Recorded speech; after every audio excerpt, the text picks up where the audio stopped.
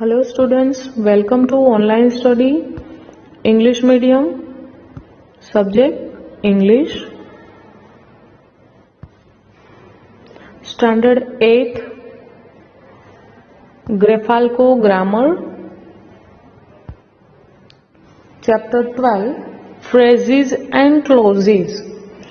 Now dear students, what is the meaning of phrases and clauses? But before understand this, let's define the difference between phrases and clauses. In phrase and clause, both have a small group of words. Small group of words. जैसे letter combine होके एक word बनता है, वैसे words combine होके एक sentence बनता है. So both have a small group of words. But in that small group of words, phrase has not complete meaning, while in clause has a complete meaning. It means phrase में भी group of words होता है and clause में भी group of words होता है.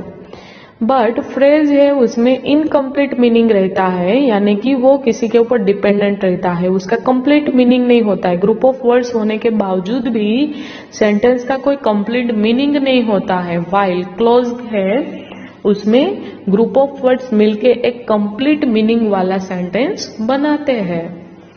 Now let's go ahead with the explanation. Let's understand this one. A phrase is a small group of words which is incomplete in meaning. It may have a verb or noun but doesn't have a particular subject. Phrases make sense when they are used with another phrases and clauses to form a complete sentence. What happened, dear students? Phrase है उसमें small group of words होता है, which I have already told you. And group of words होने के बावजूद भी उसका complete meaning नहीं रहता है, यानी कि वो इनकम्प्लीट रहता है. मे बी उसमें वर्ब और नाउन हो सकते हैं, बट उसका कोई पर्टिकुलर सब्जेक्ट यानी कि उसमें एक्शन करने वाला जो डूअर ऑफ द एक्शन होता है वो फ्रेज में नहीं होता है, यानी कि without subject, without doer of the action. ये तो कैसी बात हुई कि कार है बट कार को चलाने वाला कोई नहीं है, बिकॉज मेन एक्शन करने वाला कौन है? कार का ड्राइवर. वो ड्राइवर होगा तो कार चलेगी. सो सिमिलरली फ्रेज है उसमें क्या है कि ग्रुप ऑफ वर्ड्स है, यानी कि पूरी कार रेडी है बट उसको चलाने वाला कोई नहीं है. इट्स मीन्स फ्रेज में जो सब्जेक्ट होता है, डूअर ऑफ द एक्शन होता है, वो नहीं होता है. Phrases make sense when they are used with another phrases. Phrases है वो समटाइम कोई सेंसफुल यानी कि कोई भी तरह का मीनिंग क्रिएट कर सकता है, बट कब? जब वो अदर फ्रेजेस या तो क्लॉजेस के साथ जुड़ता है, तब वो एक कंप्लीट सेंटेंस बनाता है. Look at the example. Considering the proposal. ये जो प्रपोजल किया है उसको मान लेना, बट इसमें देखो कोई भी तरह का एक्शन करने वाला पर्सन इसमें नहीं है. कौन प्रपोजल कर रहा है, प्रपोजल को कौन मानने के लिए बता रहा है, कोई भी इसमें डूअर ऑफ द एक्शन नहीं है, यानी कि सब्जेक्ट नहीं है. Second one, after the war. युद्ध के बाद में, बट क्या, कौन सा युद्ध, कौन कर रहा है? Nothing is given here. It's means कोई भी तरह की डूअर ऑफ द एक्शन के बारे में कोई इंफॉर्मेशन फ्रेजेस में नहीं दी होती है. That is considered as a phrases. I hope so you understand very well about phrase. Now let's go ahead with clause. A clause is a group of words that has a complete meaning. Clause में भी group of words होता है और उसका एक complete meaning होता है. It has a main verb and a subject that perform the action of the verb.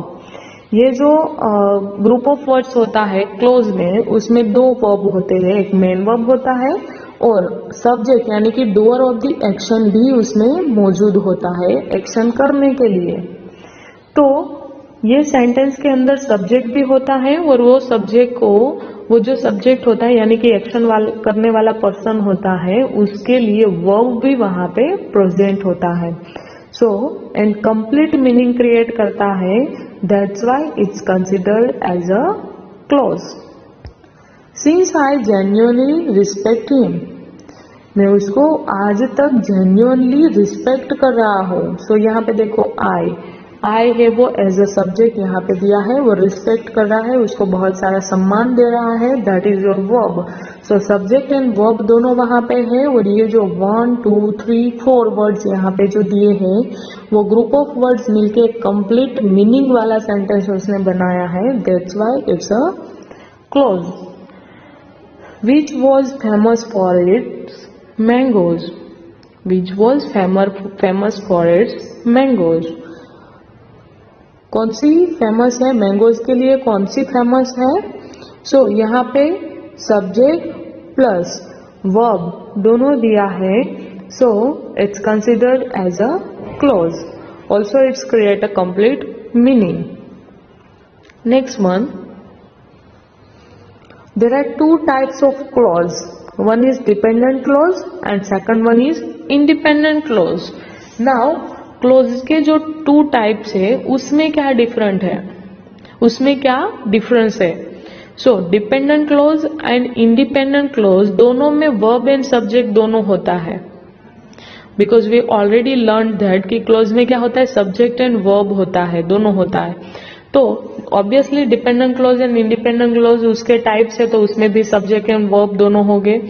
But ये जो डिपेंडेंट क्लोज होता है उसमें एक सबऑर्डिनेटिंग कंजक्शन दिया हुआ होता है। For example although, because, either or, neither nor, okay, not only but also, as soon as, like such kinds of word.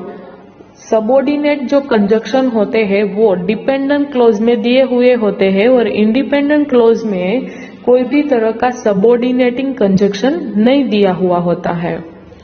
So now let's go ahead with the some exercise. First one, dependent clause. A dependent clause has a verb and the subject, but it is preceded by a subordinate conjunction.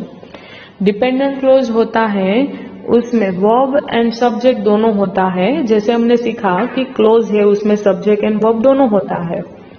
तो but उसमें difference क्या है? Clause है तो definitely उसमें doer of the action यानी कि subject and verb दोनों मौजूद होंगे, बट उसको कंप्लीट करने के लिए वहां पे सबऑर्डिनेट कंजक्शन भी होता है। जैसे मैंने एग्जांपल दिया आपको, although, because of, okay, either or, neither nor, as soon as, such kinds of subordinate conjunction के साथ में वहां पे सब्जेक्ट एंड वर्ब दोनों दिया हुआ होता है।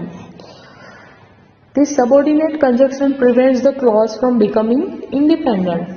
सो ये सबऑर्डिनेट कंजक्शन ही ओनली रिस्पॉन्सिबल रहता है किसके लिए? इंडिपेंडेंट क्लॉज उसको नहीं बनने देता है, यानी कि डिपेंडेंट क्लॉज की मेन आइडेंटिफिकेशन कौन सी है? सबऑर्डिनेट कंजक्शन ही है, उसकी आइडेंटिफिकेशन है, क्योंकि उसमें दोनों में सिमिलर चीज तो हमें पता ही है कि सब्जेक्ट एंड वर्ब दोनों में होता है। तो डिफरेंस क्या होता है दोनों के बीच में? वो कौन सा है? सबऑर्डिनेट कंजक्शन डिपेंडेंट क्लॉज में दिया हुआ होता है, जबकि इंडिपेंडेंट क्लॉज में वो नहीं होता है। Look at the example, although she dislike dogs, जो कि उसको क्या नहीं पसंद है? डॉग्स उसको नहीं पसंद है।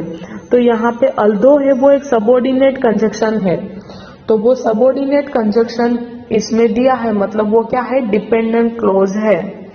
Dependent clauses are also known as subordinate clauses and can not come alone without a main clause. Dependent clause है वो दूसरे कौन से नेम से जाने जाते हैं? सबऑर्डिनेट क्लॉजेस के नेम से भी जाने जाते हैं, जिसमें एक मेन क्लॉज भी होता है। Next one, independent clause. An independent clause has a verb and a subject and has no subordinate conjunction before it. It usually starts with a capital letter and ends with a full stop, exclamation mark or question mark. Independent clause is also called sentence. Dependent clause है वो जैसे subordinate clause के name से जाना जाता था, वैसे ही independent clause है वो सेंटेंस के नेम से भी जाना जाता है। और इंडिपेंडेंट क्लॉज में क्या नहीं होता है? सबऑर्डिनेट कंजक्शंस नहीं होते हैं। और ऑलवेज इंडिपेंडेंट क्लॉज है वो कैपिटल लेटर से स्टार्ट होता है और खत्म कहाँ पे होता है? Full stop, exclamation mark or question mark से वो स्टॉप होता है। Look at the example, It is not right to term anybody a person of low character. So it is not a right to term, ऐसा कोई भी right नहीं है, कोई भी term नहीं है, anybody a person of low character. जो लो कैरेक्टर का पर्सन है उसके लिए ऐसा कोई भी तरह का लो और टर्म और राइट नहीं है.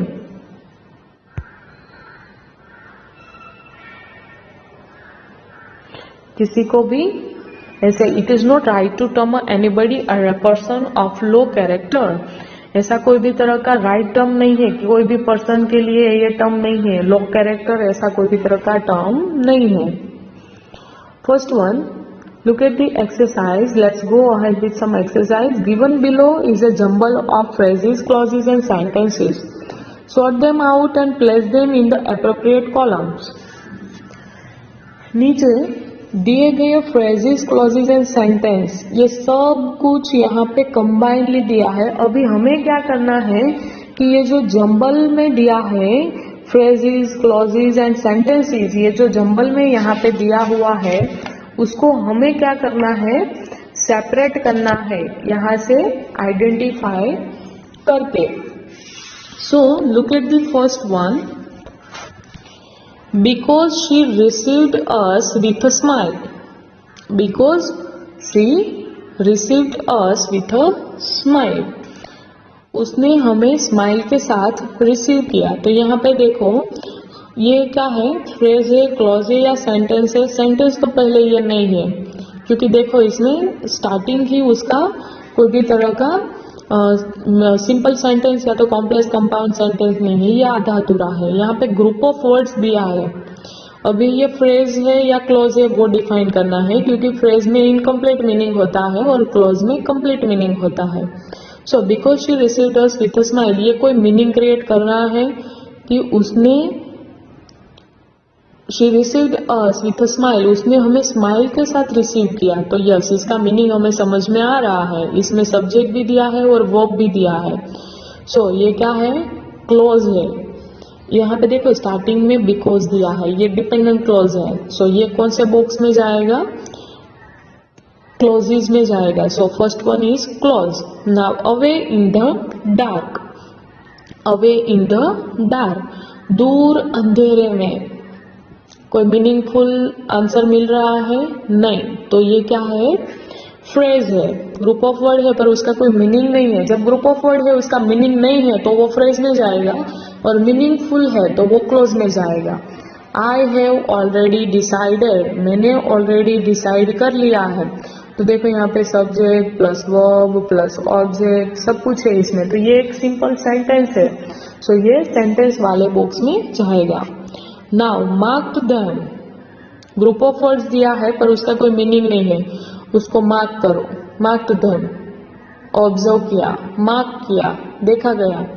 इसका कोई पर्टिकुलर मीनिंग क्रिएट, बट क्या मार्क किया गया, किसको मार्क किया गया, कोई कंप्लीट इंफॉर्मेशन नहीं दे रहा है, कंप्लीट मीनिंग नहीं दे रहा है, मतलब ये फ्रेज है. Now ravenous appetite. Ravenous appetite group of word है बट उसका कोई मीनिंग क्रिएट नहीं हो रहा है, तो ये किस में जाएगा, फ्रेज में जाएगा. First one, who was the headmaster of the local school. Local school के हेडमास्टर कौन है, तो ये कंप्लीट मीनिंग दे रहा है. So who was the headmaster of the local school, तो ये किस में जाएगा, क्लोज में जाएगा. Now he was the headmaster of the local school, वो क्या है, लोकल स्कूल के हेडमास्टर है. तो ये क्या बन गया, एक सेंटेंस बन गया. देखो सिंपल पास्ट टेंस का सेंटेंस है. He was the headmaster of the local school, वो लोकल स्कूल के हेडमास्टर थे. तो ये एक सेंटेंस बन गया. नाउ फीलिंग ड्रोजी, उसको कैसा फील हो रहा है, बहुत ज्यादा नींद आ रही है. फीलिंग ड्रोजी, नींद जैसा फील हो रहा है, फीलिंग ड्रोजी. बट इसका कोई नींद जैसा फील हो रहा है. सो इसमें कौन किसको कहाँ पे कब हो रहा है, कोई इंफॉर्मेशन मीनिंगफुल नहीं दी है. सो ये किस में जाएगा, ग्रुप ऑफ वर्ड्स, फ्रेजेस में. मस्ट कंप्लीट, कंप्लीट करना ही पड़ेगा. क्या, किसको, कैसे, nothing. Look at here how beautifully this girl feeling drowsy, इसको भी देखो नींद आ रही है। नाउ मस्ट कंप्लीट ये किस में जाएगा, फ्रेज में जाएगा। Next one, defendant man. Defendant man group of words है बट इसमें कोई मीनिंग नहीं है, मैन है कैसा है, डिफेंडेंट मैन है। So this is the phrase. And the jackal, jackal भी, जैकल यानी कि जो शियार होता है ना, that is a fox, fox means jackal. So jackal है एंड द जैकल, जैकल भी, इसका भी कोई मीनिंग नहीं है तो वो किस में जाएगा, फ्रेज।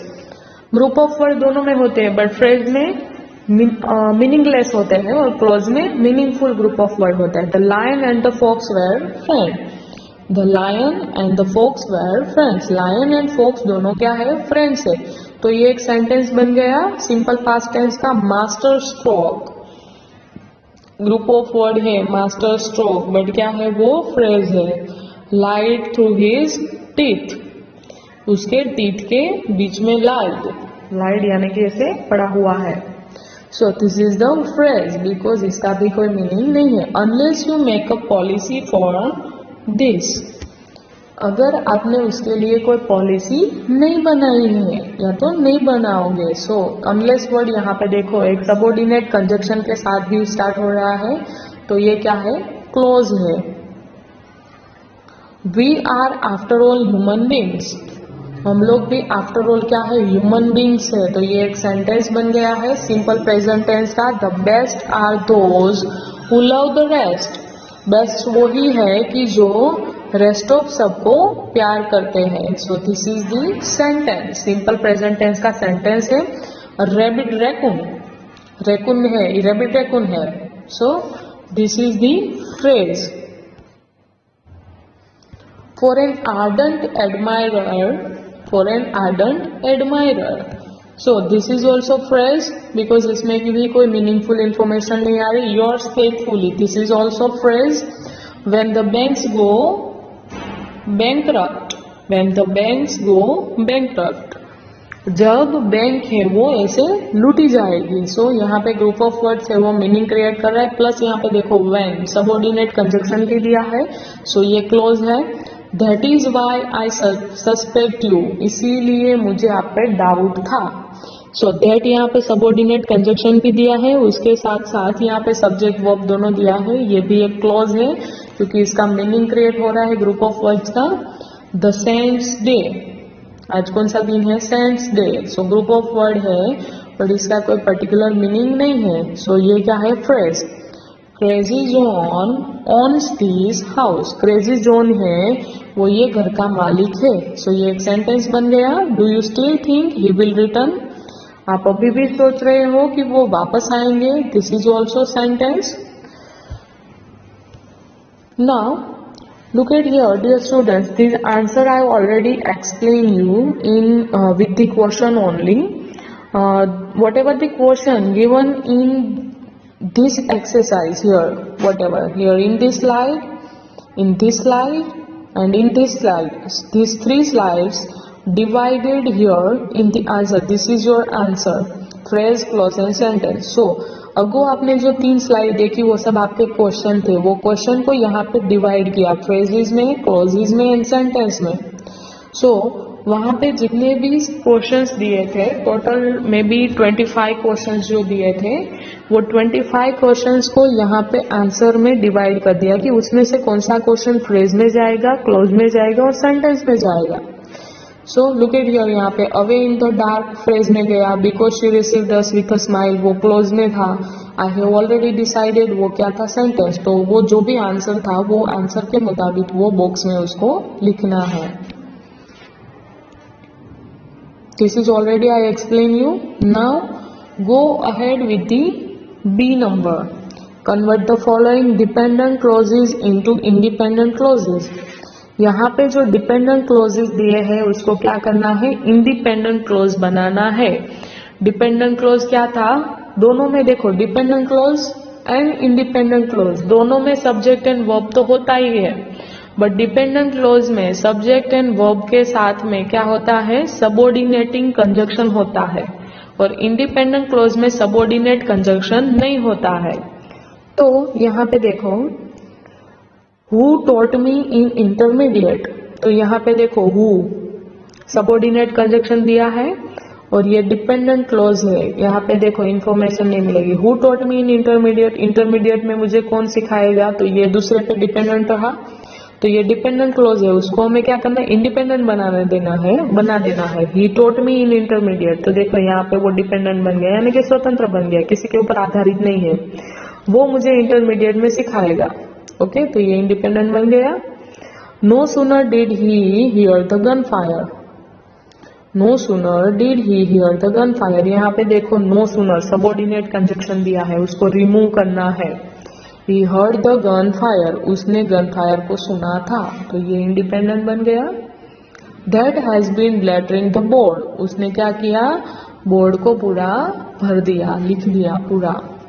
सो यहाँ पे दैट सबऑर्डिनेट कंजक्शन दिया है, उसको रिमूव करना है। The boy has been lettering the board, वो लड़के ने पूरे बोर्ड को क्या किससे भर दिया, लेटर से भर दिया। सो ये क्या बन गया, इंडिपेंडेंट क्लोज बन गया। यहाँ पे देखो ये द बॉय ने प्लेस लिया इसकी जगह पे। व्हाट दे फाइनली सिलेक्ट, उसने फाइनली क्या सिलेक्ट किया, सो यहाँ पे this is what they finally select, ये वही चीज है जिसको उसने फाइनली सिलेक्ट किया है। 5 number, when we meet next week, कब हम लोग नेक्स्ट वीक को मिलेंगे। सो व्हेन है वो क्या है, सबऑर्डिनेट कंजक्शन है। सो उसको रिमूव करके हमें क्या करना है, इंडिपेंडेंट क्लोज बनाना है। We shall meet next week, शायद हम लोग नेक्स्ट वीक को मिलेंगे। सो यहाँ पे वी आ गया, तो ये क्या बन गया, इंडिपेंडेंट सेंटेंस बन गया। Which is very beautiful to behold, यह बहुत ही ब्यूटीफुल है बिहोल्ड करने के लिए। सो विच है वो सबऑर्डिनेट कंजक्शन है, तो वो क्या हो जाएगा, इंडिपेंडेंट बन जाएगा। It is very beautiful to behold, ये बहुत ही ब्यूटीफुल है उसको बिहोल्ड करने के लिए। The fact that you have faith, हकीकत यही है कि तुझे भरोसा है। So that is convert into independent, the fact is that, हकीकत यही है, you have faith. So this is your independent clause. 8 number, but also forward the other sheriff, other sheriff को भी क्या करना है, फॉरवर्ड करना है, यानी कि एडवांस में उसको भी ऐसे वार्न करना है। Our country sheriff forward the other sheriff, हमारे काउंटी शेरिफ ने अदर शेरिफ को भी फॉरवर्ड किया, बट ऑल्सो है वो सबऑर्डिनेट कंजक्शन है, वो निकल जाएगा, क्योंकि सबऑर्डिनेट क्लॉज जो सबऑर्डिनेट कंजक्शन जो है वो सिर्फ डिपेंडेंट क्लॉज में ही होता है, और ये डिपेंडेंट क्लॉज है। हमें आंसर में क्या बनाना है, इंडिपेंडेंट क्लॉज बनाना है। Either Simpson goes for the conference, either है वो सबऑर्डिनेट कंजक्शन है, तो वो पहले तो निकल जाएगा। Simpson goes for the conference on a monthly basis, Simpson है वो कॉन्फ्रेंस में मंथली बेसिस पे जाता है। Having confirmed a power cut in the area, having confirmed a power cut in the area, area में जो पावर कट होता है उसका कंफर्म किया। He has confirmed a power cut in the area, उसने एरिया में जो पावर कट हुआ उसके बारे में कंफर्म किया था। So, dear students, here your exercise is over related to the phrases and clauses. Once again, I remind you, phrases and clauses both have group of words, but phrases में group of words है वो कोई sense वाला नहीं होता, यानी कि meaningless होता है, while क्लोज होता है उसमें मीनिंगफुल रहता है। क्लोजेस के 2 टाइप्स है, dependent clause and independent clause. दोनों में सब्जेक्ट एंड वर्ब होता है, ग्रुप ऑफ वर्ड्स होता है, बट डिपेंडेंट क्लोज में क्या होता है, कोऑर्डिनेट कंजक्शन होते हैं, एंड इंडिपेंडेंट क्लोज में कोऑर्डिनेटिंग कंजक्शन नहीं होता है। So here your explanation of this exercise is over. Thank you.